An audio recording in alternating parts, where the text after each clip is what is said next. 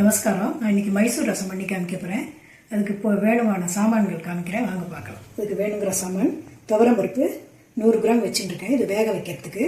அப்புறம் வறுக்கிறதுக்கு தனியா, காஞ்ச மிளகாய், கடலைப்பருப்பு, மிளகு, ஜீரகம், வெல்லம், கொஞ்சம் உப்பு, பெருங்காயம் வச்சுட்டுருக்கேன்.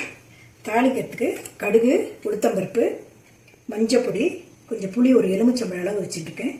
கருவேப்பிலை வச்சுருக்கேன், ஒரு டொமேட்டோ வச்சுட்டுருக்கேன். தாளிக்கிறதுக்கு நெய் எடுத்து வச்சுருக்கேன். மைசூர் ரசத்துக்கு புளி தண்ணி கரைச்சி வச்சுட்டுருக்கேன், பருப்பு தண்ணி கரைச்சி வச்சுட்டுருக்கேன். இதுக்கு வேணுங்கிற சாமான்லாம் போட்டு ஒன்றா வறுக்கிறோம். வானலி காஞ்சிருக்கு, ஒரு ஸ்பூன் எண்ணெய் விடுறேன். அதில் 4 மிளகா போட்டுருக்கேன். வச்சு தனியாக 2 ஸ்பூன் போடுறேன்.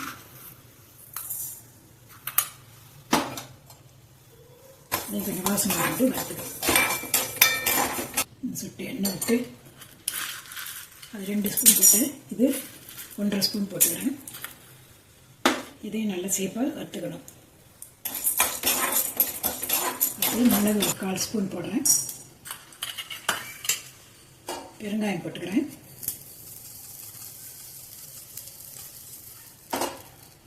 நான் நேற்று உங்களுக்கு சொல்கிறதுக்கு தேங்காய் சொல்ல மறந்துட்டேன். ஒரே 1 ஸ்பூன் தேங்காய் போட்டுக்கிறதுக்கு. எல்லாத்தையும் வறுத்துக்கணும். இந்த பச்சையாக 1 ஸ்பூன் ஜீரகம் போட்டிருக்கேன், வறுக்கக்கூடாது. இது கொஞ்சம் ஆறட்டும், அதுக்கப்புறம் அரைச்சி வந்து உங்களுக்கு காமிக்கிறேன். தண்ணி கரைச்சி அடுப்பில் வச்சுருக்கேன். இது தேவையான அளவு உப்பு போடுறேன். கொஞ்சோண்டு பச்சை பெருங்காயம் கொஞ்சம் போடுறேன். கருவேப்பிலை கொஞ்சம் போடுறேன். டொமேட்டோ 1 போட்டுக்கிறேன்.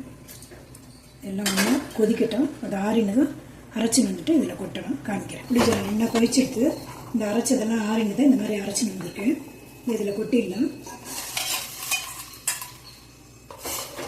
கொட்டிட்டு 2 கொதி வரட்டும், அப்புறம் பருப்பு தண்ணி கொட்டலாம். ரசம் நல்லா பொங்கி எடுத்து வந்து பருப்பு கட்டு குத்துறேன். ரொம்ப பருப்பு வேணுங்கிறது இல்லை, பருப்பு தண்ணியை குத்தி நான் கொடுக்கலாம்.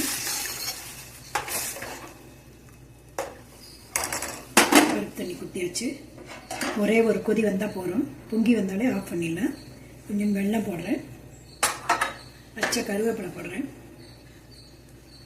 கடுகு, காஞ்ச மிளகாய், கருவேப்பிலை, பெருங்காயம் வறுத்து வச்சுருக்கேன் நெய்யில். அதையும் இதில் போட்டுறேன். ரசம் ரெடி. ரசம் இது மாதிரி நுரை கட்டி வரும்போது ஆஃப் பண்ணிவிடுங்க.